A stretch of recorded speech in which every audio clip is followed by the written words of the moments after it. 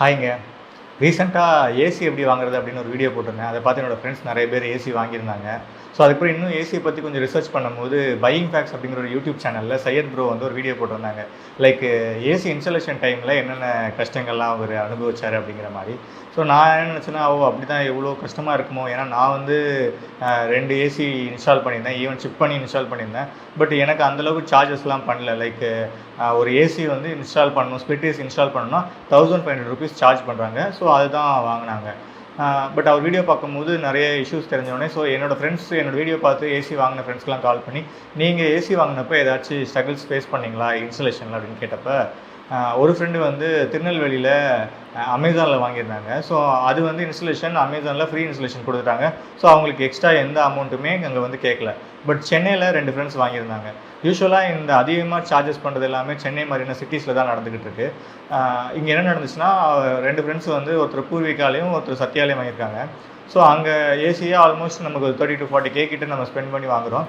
அடிஷ்னலாக இந்த installation charge வந்து ₹1500 அவங்க கோட் பண்ணிடுறாங்க. டெக்னீஷியன் வரும்போது கொடுக்கணும் அப்படின்னு சொல்லிடுறாங்க. ஸோ இவங்களும் ஓகே சொல்லிடுறாங்க. பட் டெக்னீஷியன் வந்ததுக்கப்புறமா அங்கேருந்து தான் ஸ்டார்ட் ஆகுது. வீட்டுக்கு வந்து பார்க்குறாங்களோ இல்லையோ, லைக் ஏசி எங்கே ஃபிட் பண்ணணும் அப்படிலாம் பார்க்குறதுக்கு முன்னாடியே ஃபோன் கால்லேயே வந்து நாங்கள் வந்துட்டோன்னா ஸ்டாண்ட் இருக்குல்ல, அது இருக்கான்னு கேட்டுடுறாங்க. ஏசி மாட்டுறதுக்கு ஸ்டாண்டு. ஸோ ஏசி மாட்டுறதுக்கான ஸ்டாண்டு வந்து நம்மக்கிட்ட கண்டிப்பாக இருக்காது. நம்ம என்ன வீட்டில் ஸ்டாண்டோடையாக இருக்க போகிறோம். ஸோ அதுக்கு ஒரு ₹700 to ₹900 சார்ஜ் பண்ணுறாங்க. யூஸ்வலாக நீங்கள் அது ஆன்லைனில் வாங்கினீங்கன்னா ₹500 to ₹700 ஆகும். பட் எனிவே இவங்க வந்து மாடி தந்துடுறாங்கன்றனால நம்ம அது ஓகே ரீசனபிளான அமௌண்ட்னு வச்சுக்கலாம். பட் இன்கேஸ் ஸ்டாண்டு நானே வாங்கி கொடுத்துட்றேன் அப்படின்னு சொன்னாலுமே எக்ஸ்ட்ரா ₹300 சார்ஜ் பண்ணுறாங்க. எதுக்குன்னா ட்ரில் பண்ணி அந்த ஸ்டாண்டை மாட்டுறதுக்கா.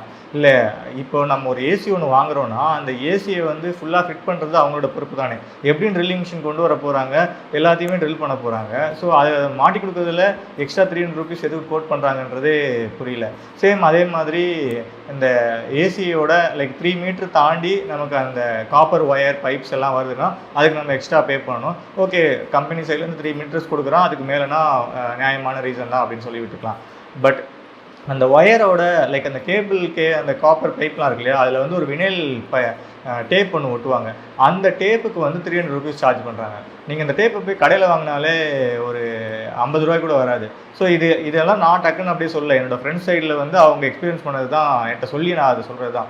ஸோ இது கேட்கும்போது எனக்கே ஷாக்காக இருக்குது. ஏன்னா நம்ம இப்போது ஒரு காரோ இல்லை பைக்கோ ஒன்று எடுக்கிறோன்னா எக்ஸ்ஷோரூம் ப்ரைஸ் ஒன்று இருக்கும், இல்லை ஆன் ரோட் ப்ரைஸ்னு ஒன்று மாதிரி இருக்கும் இல்லையா. அதே மாதிரி ஏசி வந்து நம்ம கடையிலேருந்து ஒன்று வாங்கிட்டோம்னா திருப்பி இன்ஸ்டாலேஷனுக்குன்னு தனியாக நம்ம வந்து ஒரு 3 to 4K எடுத்து வைக்கணும் போல இருக்குது.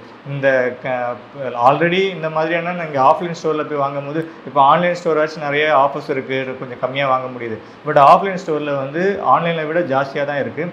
ஸோ அந்த அமௌண்ட்லேயுமே இவங்க வந்து லைக் ஒரு ஸ்போர்ட் வாட்ச் ஃப்ரீயாக தரோம், உங்களுக்கு குக்கர் ஃப்ரீயாக தரோம்லாம் சொல்லுவாங்க நீங்கள் ஏசி வாங்கினீங்கன்னா. அதுக்கு பதிலாக நீங்கள் இந்த இன்ஸ்டாலேஷன் ஃப்ரீ பண்ணி கொடுத்தாலே எங்களுக்கு பெரிய ஹாப்பியாக தான் இருக்குன்னு நினைக்கிறேன். ஏன்னா இது இல்லாமல் இப்போ ஒயிட் சிமெண்ட் வைக்கிறதுக்கும் வேறு காசு கேட்குறாங்க. எக்ஸ்ட்ரா ஒயிட் சிமெண்ட் தேவைன்னா அதுக்கு காசு.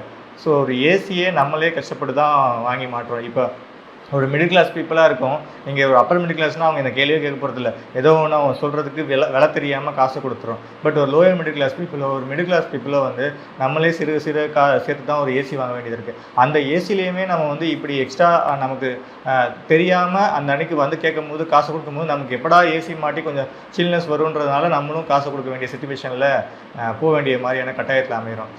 இது இல்லாமல் எனக்குமே ஸ்ட்ரெயிட்டாக ஒன்று நடந்ததுன்னா, வாஷிங் மிஷின் ஒன்று ரீசெண்டாக ஆர்டர் போட்டிருந்தேன் பாஷ்ல.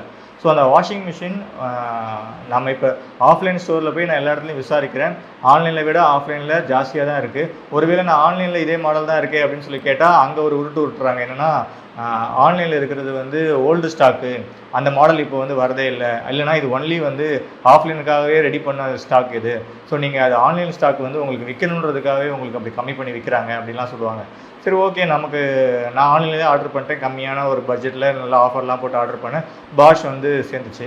ஸோ சர்வீஸ்க்கு இன்ஸ்டாலேஷனுக்கு வந்து கால் பண்ணாங்க. ஸோ வர சொல்லிட்டேன். வந்து பார்த்த உடனே அவர் வந்து ஃபஸ்ட்டு வந்து அந்த ஏதோ ஃபில்ட்ரு ஒன்று மாட்டணும் அப்படின்னு சொன்னார். ஃபில்ட்ரு அந்த கூடயே வாஷிங் மிஷின் கூடயே ஒன்று கொடுத்துருக்கான். பட் அது இந்த பைப்புக்கு செட் ஆகாதான். ஃபர்ஸ்ட் ஆஃப் ஆல் இந்த இதில் வந்து நான் சர்வீஸ் இன்ஜினியரை கேட்குறத விட நான் அந்த கம்பெனி தான் கேட்க விரும்புகிறேன்.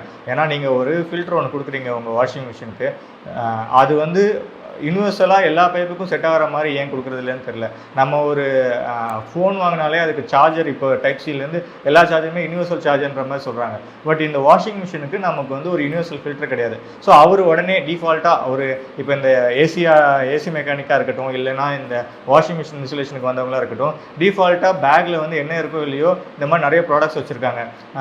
அந்த ஏசி மெக்கானிக்கிட்ட பார்த்தீங்கன்னா ஸ்டாண்டு, இந்த plug board, so white cement, இது மாதிரி எல்லா ப்ராடக்ட்டையும் ஒன்று ரேட்டு அவங்க ஒரு டபுள் ரேட் தான் வைக்கிறாங்க. ஸோ இவர் அந்த மாதிரி ஃபில்டர் ஒன்று எடுத்து மாட்டிட்டு இந்த ஃபில்டர் ஓகேவா அப்படின்றாரு. எவ்வளோ ரேட்டுன்ற 2000 உடனே நான் கூகுள் பண்ணி பார்க்குறேன், அதே ஃபில்டர் அதே அட்டைப்பெட்டி எல்லாமே அதே ஐட்டம் 950 rupees போட்டிருக்கு. ஸோ இவர் சொல்கிறது 2000. அதுக்கப்புறம் இந்த ஹோஸ் ஒன்று இருக்கும் நம்ம வாஷிங் மிஷினுக்கு, அந்த ஹோஸை பைப்பில் கனெக்ட் பண்ணுறதுக்கு ஒரு சின்ன அடாப்டர் மாதிரி ஒன்று வரும். அந்த அடாப்டர் வந்து வெளியில் கடையில் பார்த்தீங்கன்னா ஹார்ட்வேர் ஷாப்பில் நானே வாங்கியிருக்கேன், 50 ரூபா தான். ஸோ நான் ஒரு அந்த அடாப்டர் அவர்கிட்ட கொடுக்குறேன், அந்த அடாப்டரை கனெக்ட் பண்ணி பார்க்குறாரு, இல்லை இது செட் ஆகுதுன்னு சொல்லிட்டு அதே அடாப்டர் தான் ஒரு புது கவர்லேருந்து ஒன்று எடுத்து மாட்டுறாரு. ஸோ அதுக்கு அவர் கோட் பண்ணது 300 rupees. ஸோ எல்லா இடத்துலையுமே ஏதோ ஒரு ட்ராப்பில் வந்து மணி ட்ராப்பில் மாட்டுற மாதிரி ஒரு ஸ்கேம் மாதிரி நடந்துகிட்டு இருக்கு.